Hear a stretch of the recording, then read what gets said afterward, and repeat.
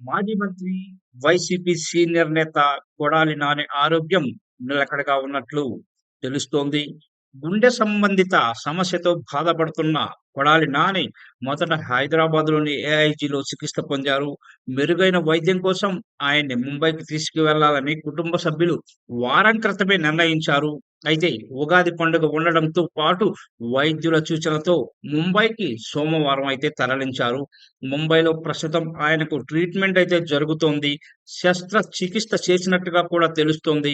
ప్రస్తుతం ఆయన ఆరోగ్యం నిలకడగా ఉన్నట్లు వైద్యులు చెప్పినట్లు కొడాలి నాని అనుచరులు చెబుతున్నారు. వైసీపీలో కొడాలి నాని ఫైర్ బ్రాండ్‌గా పేరు పొందిన విషయం కూడా విదితమే. గుడివాడ నుంచి వరుసగా గెలుపొందుతూ వచ్చిన కొడాలి నాని ఈ దఫా కూటమి సునామీలో ఓటమి పాలయ్యారు.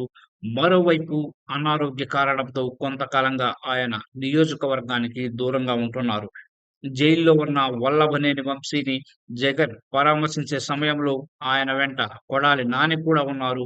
ఆ తర్వాత గుంటూరు మిర్చి యార్డ్‌లో రైతుల ఆవేదన తెలుసుకోవడానికి జగన్ వెళ్ళగా ఆ సమయంలో కూడా నాని ఉన్నట్టు మనం చూడవచ్చు. కేసులకు భయపడేది లేదని ఆయన తేల్చి చెప్పారు.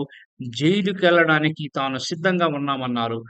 అయితే అనారోగ్యంతో ఆయన ఆసుపత్రి పాలు కావడంపై వైసీపీ శ్రేణుల్లో ఆందోళన అయితే నెలకొంది.